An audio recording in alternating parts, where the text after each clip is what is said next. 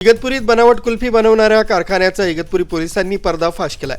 इगतपुरी पोलिसांना गुप्त माहिती मिळाली होती की इगतपुरी इथल्या चर्चिल परिसरात केमिकलयुक्त पदार्थांपासून कुल्फी बनवणं सुरू आहे। याबाबतची माहिती भेटल्यानंतर इगतपुरी पोलिसांनी तसंच अन्न औषध प्रशासन विभागाच्या अधिकाऱ्यांनी सदर ठिकाणी धाड टाकली। या कारवाईत 15 गोविंदा कंपनीच्या पोस्टर कलरच्या बाटल्या, चॉकलेट फ्लेवरच्या 3 बाटल्या व इसेन्स असा कुल्फी बनवण्यासाठी वापर होत असल्याचं प्रथमदर्शनी समोर आलंय। यावेळी कारखान्यात असलेल्या सर्व पदार्थांचे नमुने गोळा करण्यात येऊन ते तपासणीसाठी प्रयोगशाळेत पाठवण्यात आले। त्याचा अहवाल आल्यानंतर पुढील कारवाई करण्यात येईल। दरम्यानच सदर इस्माकडे कारखाना चालवण्यासाठी लागणारा परवाना तसंच शॉप ॲक्ट परवानाही आढळून आला नाही। त्यामुळे जोपर्यंत नमुन्याचा अहवाल येत नाही तसंच परवाने काढून घेत नाही तोपर्यंत कारखाना बंद ठेवण्याची नोटीस सदर संशयितास देण्यात आली। पुढील तपास इगतपुरी पोलीस ठाण्याच्या पोलीस निरीक्षक सारिका अहिरराव यांच्या मार्गदर्शनाखाली विजय रुद्रे व टीम पुढील तपास करीत आहे। नमस्कार, मी पोलीस निरीक्षक सारिका विठ्ठल अहिरराव, इगतपुरी पोलीस ठाणे।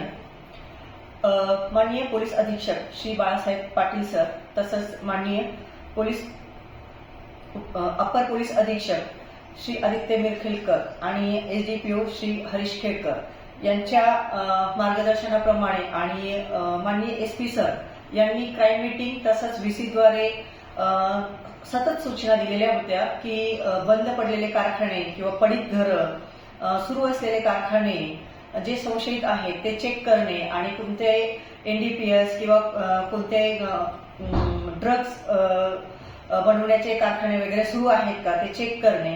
याबाबत आमचे चेकिंग सुरू असताना आणि पेट्रोलिंग दरम्यान आम्ही चर्च हिल परिसर इगतपुरी येथे म्हणजे महिंद्रा क्लबच्या शेजारी एक आईस्क्रीम आणि कुल्फी बनवण्याचा जो कारखाना होता तो चेक केला आणि सदर ठिकाणी आम्हाला एक संशयित असा विषारी अन्न पदार्थ असा बंद बॉटलमध्ये असा एखादा ऑइल पेंट किंवा फेविकॉल सारखा चिकट पदार्थ त्यांच्या ताब्यात मिळून आला आणि त्याची चौकशी केली असता त्यांनी उडवडीचे उत्तर दिले आणि त्या बाटल्यांचं नाव गोविंद कलर पोस्टर असं होतं।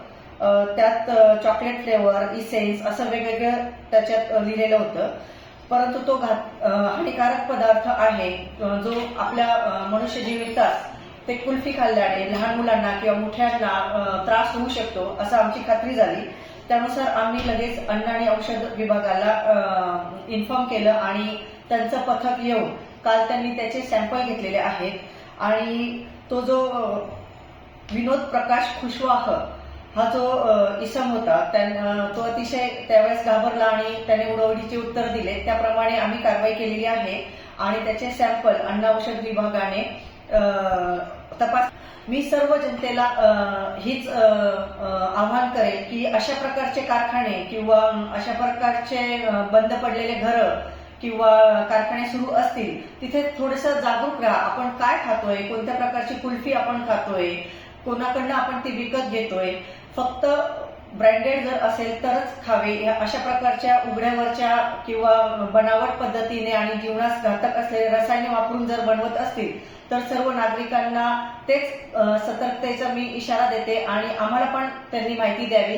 अशा प्रकारचे जर बनावट कारखाने कोणताही परवाना नसताना त्याने हा कारखाना सुरू केलेला होता, त्याला हा कारखाना बंद करण्याबाबत अन्न औषध प्रशासनाने नोटीस पण दिलेली आहे आणि त्याच्या जे 25,000 कुल्फ्या होत्या त्या जागीच नाश आम्ही केलेल्या आहेत।